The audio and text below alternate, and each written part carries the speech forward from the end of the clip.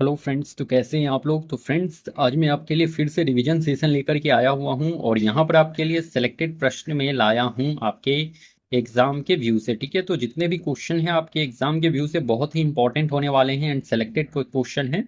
तो अच्छे से आप लोग इस सेशन को जरूर देखिएगा।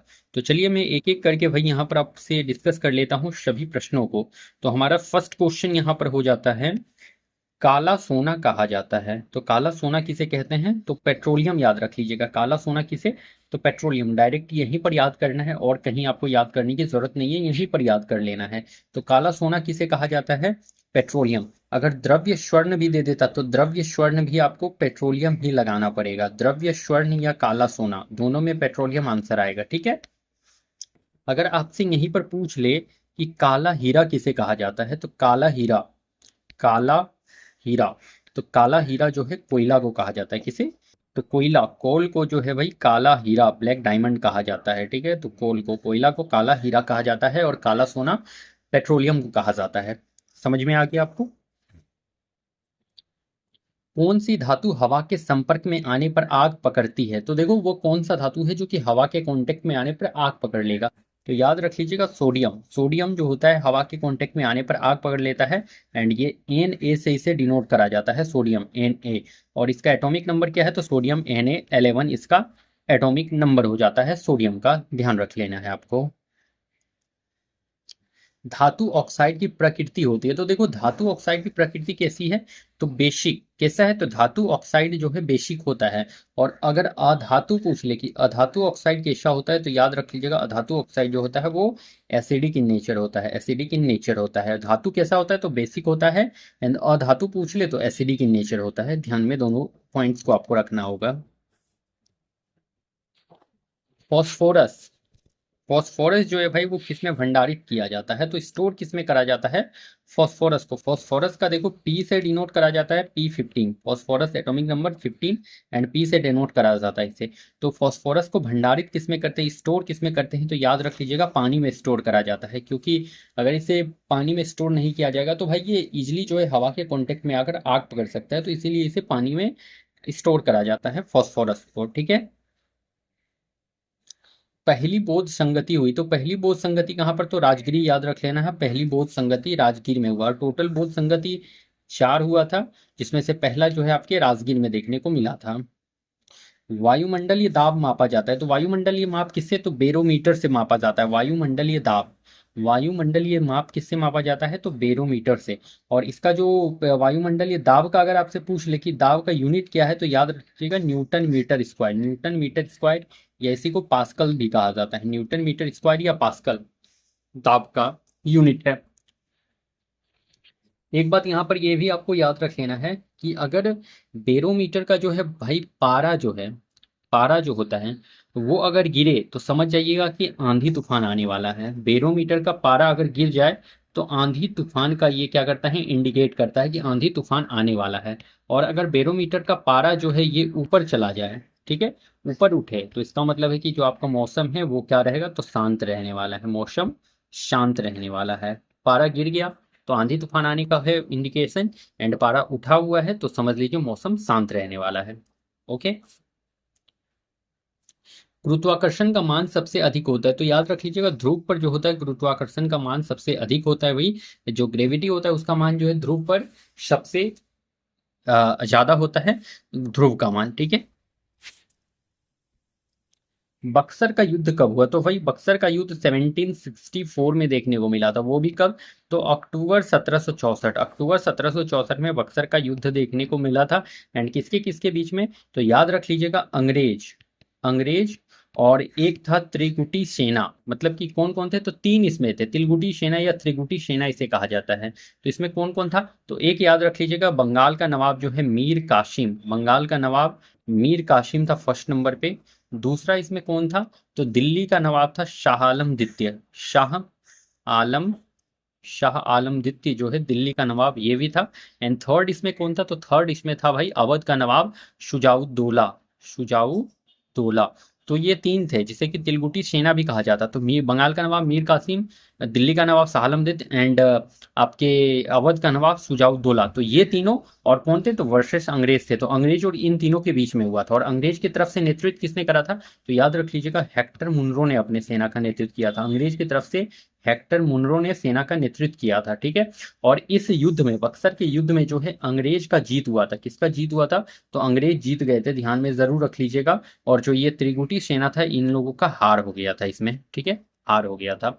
और देखो जब ये त्रिगुटी सेना का जब हार हो गया था, तो देखो हार होने के बाद इलाहाबाद की संधि की गई थी 1765 में शाह आलम द्वितीय के साथ। किसके साथ, तो इलाहाबाद की संधि। तो बक्सर के युद्ध के बाद इलाहाबाद की संधि की गई किसके साथ, तो इलाहाबाद की संधि 1765 में शाह आलम द्वितीय के साथ, शाह आलम द्वितीय के साथ, शाह आलम द्वितीय के साथ इलाहाबाद की संधि की गई थी बक्सर के युद्ध के बाद। इस पॉइंट्स को जरूर आप लोग नोट डाउन कर लीजिएगा अपने कॉपी में। एंड देखो एक क्वेश्चन ये भी पूछा जाता है, वो ब्रिटिश का निर्णायक युद्ध किसे माना जाता है, तो ब्रिटिश का निर्णायक युद्ध जो है बक्सर के युद्ध को ही माना जाता है। ब्रिटिश का निर्णायक युद्ध का निर्णायक युद्ध। इसके बाद ही जो है ना ब्रिटिश जो है अपना जाल जो है भारत में पूरी तरह से फैला दिए थे। तो इसीलिए इसे जो है ब्रिटिश का निर्णायक युद्ध के तौर पर भी माना जाता है। भगत सिंह, राजगुरु, सुखदेव को फांसी की सजा दी गई। तो देखो भगत सिंह, राजगुरु और सुखदेव को फांसी की सजा क्यों दी गई, तो याद रख लीजिएगा लाहौर षड्यंत्र केस के तहत जो है भगत सिंह, राजगुरु और सुखदेव को फांसी की सजा दी गई थी। भगत सिंह, सुखदेव और राजगुरु को फांसी की सजा लाहौर षड्यंत्र केस के तहत दिया गया था। और ये लाहौर षड्यंत्र केस हुआ कब था, तो 1929 में हुआ था, ठीक है। देखो ये लाहौर षड्यंत्र केस था, मेनली ये हुआ क्यों था भाई, तो देखो ये दो वजह से हुआ था। एक तो असेंबली बम कांड, असेंबली असेंबली बम कांड, असेंबली बम कांड, और एक सांडर्स हत्या। तो इन दोनों की वजह से जो है लाहौर षड्यंत्र केस देखने को मिला था। एक तो असेंबली बम कांड, दूसरा था सांडर्स हत्या। तो इन दोनों की वजह से लाहौर षड्यंत्र का केस देखने को मिला। और लाहौर षड्यंत्र केस के तहत ही भगत सिंह, राजगुरु और सुखदेव को फांसी की सजा दी गई थी। और कब दी गई थी, तो देखो इन तीनों को फांसी की सजा जो है 23 मार्च 1931 को दिया गया। 23 मार्च 1931 को दिया गया। इसीलिए 23 मार्च को शहीद दिवस के रूप में भी मनाया जाता है। शहीद दिवस के रूप में भी मनाया जाता है 23 मार्च को।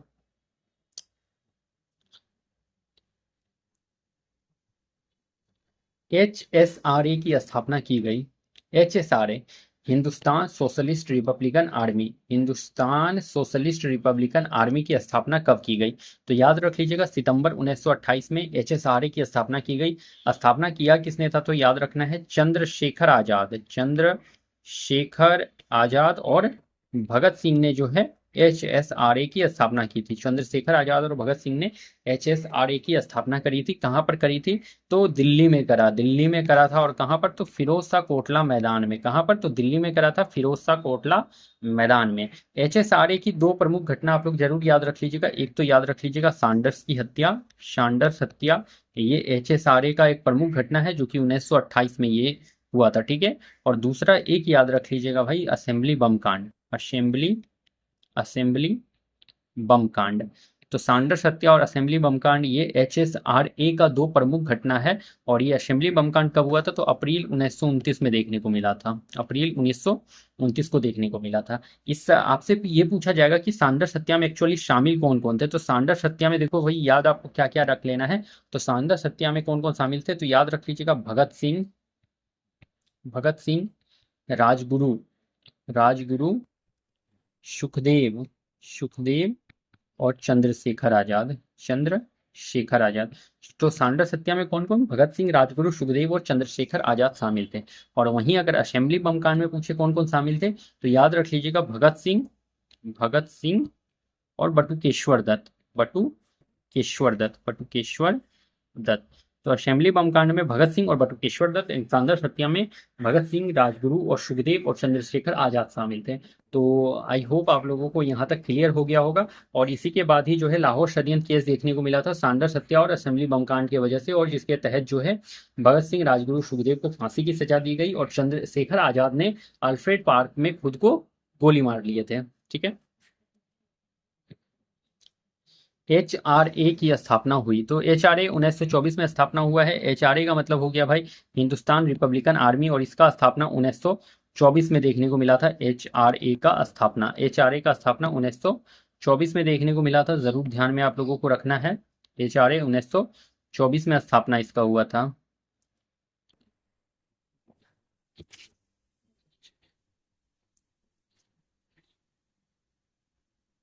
आपसे यहाँ HRA से रिलेटेड एक बात पूछा जाएगा कि इसका स्थापना किया कहाँ गया, तो याद रख लीजिएगा कानपुर में किया गया था।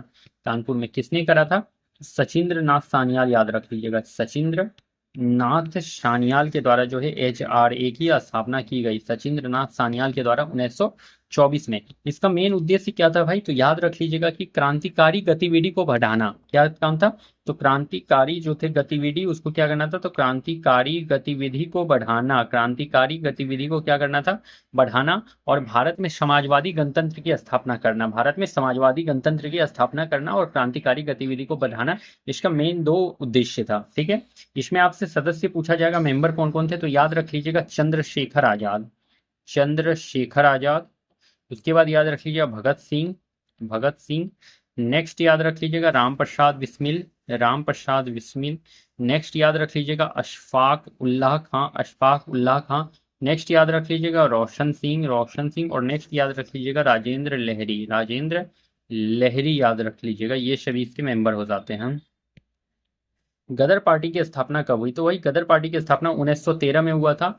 कहां पर हुआ था, तो याद रख लेना है आपको San Francisco, San Francisco, San Francisco, Francisco America में हुआ था। सैन फ्रांसिस्को अमेरिका में जो है गदर पार्टी की स्थापना हुई थी। किसने करा था गदर पार्टी का स्थापना, तो याद रखना है लाला हरदयाल, लाला हरदयाल के द्वारा गदर पार्टी का स्थापना किया गया था। आपसे पूछा जाएगा इसका आइडिया किसने दिया था, तो आइडिया याद रख लीजिएगा गदर पार्टी का किसने दिया, तो सोहन सिंह भाकना ने दिया था, सोहन सिंह भाकना। तो सोहन सिंह भाकना ने गदर पार्टी का आइडिया दिया था। इसके अध्यक्ष कौन बने थे, तो अध्यक्ष इसके सोहन सिंह भाकना ही थे, सोहन सिंह भाकना, सोहन सिंह भाकना इसके अध्यक्ष थे। और ये देखो गदर पार्टी, एक पत्र भी निकलता था जिसका नाम था गदर, गदर पत्र भी एक निकाला जाता था। ठीक है, जो लाला हरदयाल निकालते थे उसका नाम क्या था, तो गदर था। ठीक है, और गदर पार्टी की स्थापना कब हुई, तो 1913 में, ध्यान में रखिएगा। वंदे मातरम पत्रिका लिखा गया, तो वंदे मातरम किसने लिखा है, तो याद रख लेना है विकाजी कामा ने वंदे वंदे मातरम लिखा। और इसे ही विकाजी कामा को ही राष्ट्रीयता की महापुजारन भी कहा जाता था, राष्ट्रीयता की महापुजारन, राष्ट्रीयता की महापुजारन, पुजारन। और इसे ही भारतीय क्रांति की माँ भी कहा जाता है, भारतीय क्रांति की माँ, भारतीय क्रांति की माँ मैडम भिकाजी कामा को ही कहा जाता है। इनके जो पत्र थे वो वंदे मातरम थे, और एक था मदन तलवार, मदन तलवार। वंदे मातरम और मदन तलवार इसकी एक दो पत्र थे। ठीक है, ये जो है पहली बार जो है विदेश में भारतीय झंडा फहराई थी, विदेश में भारतीय झंडा, भारतीय झंडा तो कहाँ पर, तो स्टुटगार्ड, स्टुटगार्ड में फहराई थी। स्टुटगार्ड जर्मनी में जो है विदेश में पहली बार, विदेश में पहली बार भारतीय झंडा स्टुटगार्ड जर्मनी में फहराया गया था। कब, 1907, 1907 में मैडम भिकाजी कामा के द्वारा। और मैडम भिकाजी कामा से आपको प्रश्न पूछा गया है टीआरई में, तत्वबोधिनी सभा की स्थापना किसने की, तो याद रख लीजिएगा तत्वबोधिनी सभा की स्थापना देवेंद्रनाथ टैगोर के द्वारा क्या करी गई है, तत्वबोधिनी सभा। और ये कब किया गया है, तो 1839 में तत्वबोधिनी सभा की स्थापना की गई। इनसे एक पत्रिका याद रख लीजिएगा तत्वबोधिनी, तत्वबोधिनी पत्रिका भी निकाला जाता था, तत्वबोधिनी। ठीक है, सत्यशोधक समाज की स्थापना किसने की, तो सत्यशोधक समाज ज्योतिबा फूले से आपको याद रख लेना है। सत्यशोधक समाज ज्योतिबा फूले, स्थापना कब, तो 1873, 1873 में जो है सत्यशोधक समाज का स्थापना किया है ज्योतिबा फूले ने। और ज्योतिबा फूले से एक रिलेटेड बुक को याद जरूर रखिएगा, गुलामगिरी, गुलामगिरी ज्योतिबा फूले का एक बुक है, यू मस्ट रिमेंबर, बहुत ही इंपॉर्टेंट प्रश्न है ये वाला। विधवा पुनर्विवाह लागू किसके समय पर हुआ, तो याद रख लेना है विधवा पुनर्विवाह लागू लॉर्ड कैनिंग के समय पर हुआ था, विधवा पुनर्विवाह लागू। और किसके प्रयास से, तो याद रख लेना है ईश्वर चंद्र विद्यासागर के प्रयास से, ईश्वर चंद्र विद्यासागर, ईश्वर चंद्र विद्यासागर के प्रयास से जो है विधवा पुनर्विवाह लागू हुआ था, ईश्वर चंद्र विद्यासागर के प्रयास से। किस धारा के तहत, तो धारा 15 के तहत, धारा 15 के तहत। ठीक है, तो धारा 15 के तहत विधवा पुनर्विवाह लागू हुआ था। आपसे पूछा जा सकता है कि दास प्रथा का अंत किस धारा के तहत हुआ, दास प्रथा का अंत, तो दास प्रथा का अंत जो हुआ था धारा 5 के तहत हुआ था। किसने किया था दास प्रथा का अंत, तो एलन बरो ने किया था, एलन बरो ने करा था। ठीक है, एलन बरो ने। आपसे एक क्वेश्चन पूछा जाएगा कि नेटिव मैरिज एक्ट किसने स्टार्ट करा था। नेटिव मैरिज एक्ट, तो नेटिव मैरिज एक्ट जो है भाई वो केशव चंद्र सेन ने स्टार्ट करा था, केशव चंद्र सेन के द्वारा। ठीक है। मानव अधिकार दिवस मनाया जाता है, तो मानव अधिकार दिवस 10 दिसंबर, याद रख लिया। मानव अधिकार दिवस 10 दिसंबर आपको याद रख लेना है। मानव अधिकार दिवस 10 दिसंबर जरूर याद रखिएगा आप लोग। ठीक है।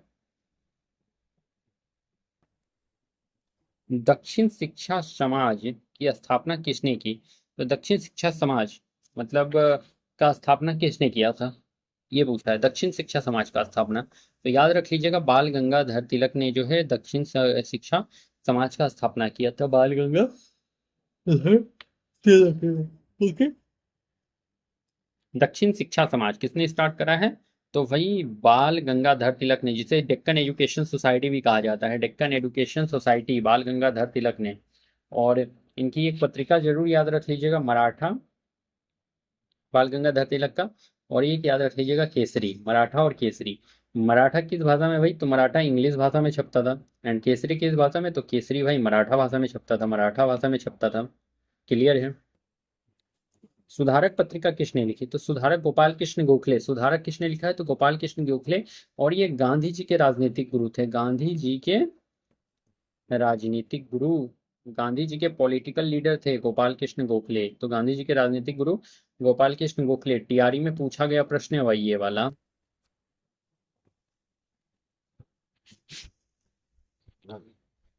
गोपाल कृष्ण गोखले से एक चीज और याद रख लीजिएगा, servants of India society. Servants of India society, servants of India society का भी स्थापना किसने किया है, तो servants of India society Gopal Krishna Gokhale ने ही स्थापना करा है। और इनकी एक पत्रिका जरूर याद रख लेना है, सुधारक। वीवीआई क्वेश्चन है आपके लिए।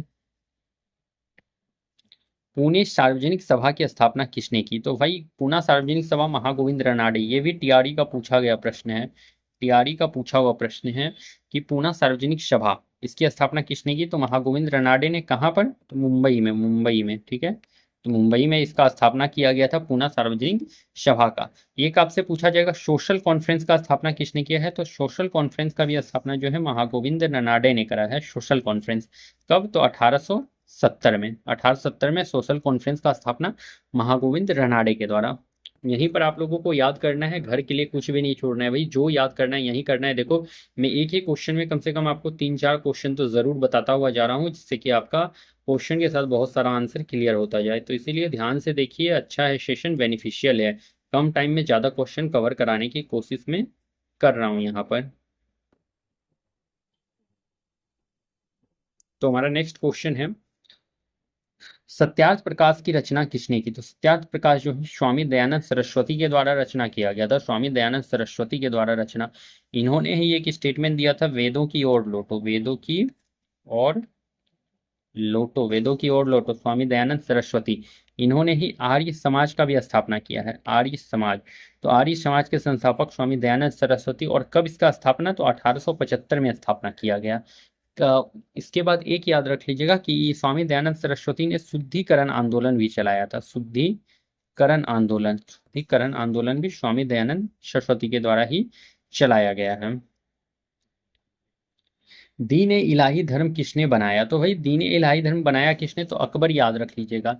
कब बनाया था, तो 1582 में दीन ए इलाही धर्म बनाया गया था अकबर के द्वारा। ठीक है।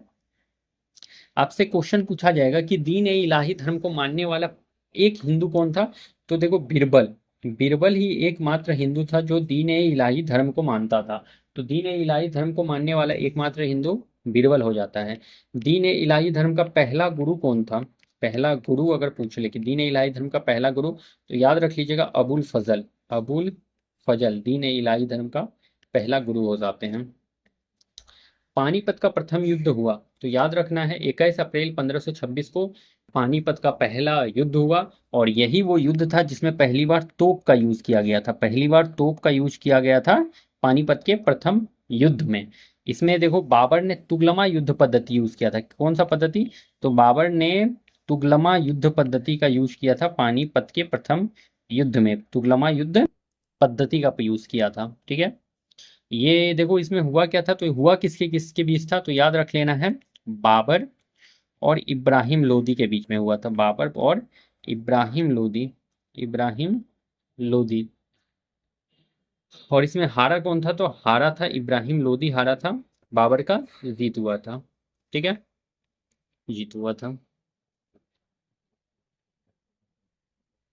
आईने अकबरी किसने लिखा, तो आईने अकबरी अबुल फजल के द्वारा लिखा गया है भाई। अबुल फजल के द्वारा जो है आईने अकबरी लिखा गया है।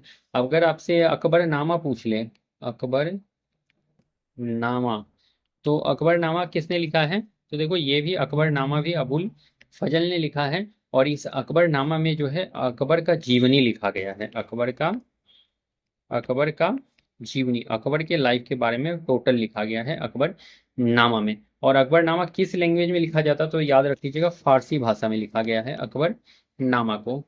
आईनी अकबरी में क्या लिखा गया है, तो अकबर का संविधान लिखा गया है। ऐसा क्वेश्चन पूछा जाता है कि आईने अकबरी में क्या है, अकबरनामा में क्या है, तो आईने अकबरी में अकबर का संविधान लिखा गया है, संविधान लिखा गया है। चुनाव आयोग का भाग है, तो चुनाव आयोग देखो भाग 15 में आता है चुनाव आयोग। भाग कितने में, तो भाग 15 में। इसका अगर आर्टिकल पूछ ले तो आर्टिकल 324 से 329 तक आता है। ठीक है, कितना तक, तो 324 से 329 तक आता है, जिसमें से 324 में चुनाव आयोग खुद आता है। तीन कितना में, तो 324 में चुनाव आयोग खुद आता है। ठीक है, देखो ये चुनाव आयोग क्या है, तो अस्थाई एवं स्वतंत्र निकाय है। अस्थाई और स्वतंत्र निकाय है चुनाव आयोग। और इसका मेन काम क्या है, तो भाई चुनाव करना, चुनाव करवाना। ठीक है, तो मेन इसका फंक्शन क्या है, संसद, विधानमंडल, राष्ट्रपति उपराष्ट्रपति का चुनाव करवाना। ओके, सांसद, विधानमंडल, राष्ट्रपति उपराष्ट्रपति का चुनाव करवाना इसका मेन फंक्शन है।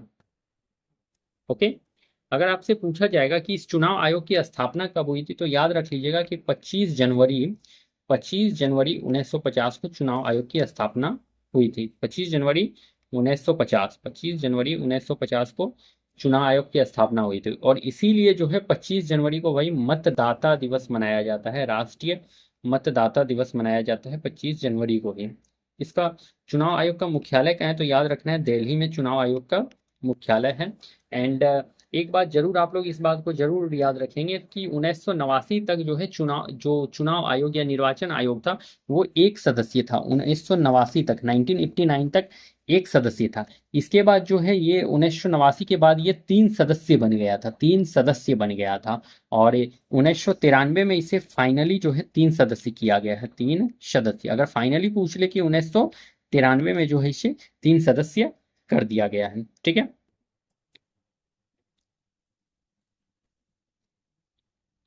देखो ये निर्वाचन आयोग या चुनाव आयोग में जो होते हैं ना, तो देखो एक तो मुख्य निर्वाचन आयोग आयुक्त होता है, और उसके बाद अन्य निर्वाचन आयुक्त से मिलकर जो है चुनाव आयोग या निर्वाचन आयोग बनता है। तो एक तो मुख्य निर्वाचन आयुक्त रहेंगे और साथ में अन्य निर्वाचन आयुक्त भी रहते हैं, जिनसे मिलकर के चुनाव आयोग बनता है आपका। ठीक है, अगर आपसे पूछा जाए कि मुख्य निर्वाचन आयुक्त या मुख्य चुनाव आयुक्त का कार्यकाल क्या है, तो मुख्य चुनाव आयुक्त का कार्यकाल पूछ ले तो याद रख लीजिएगा 65 वर्ष या फिर 6 साल का होता है, 65 वर्ष या 6 साल।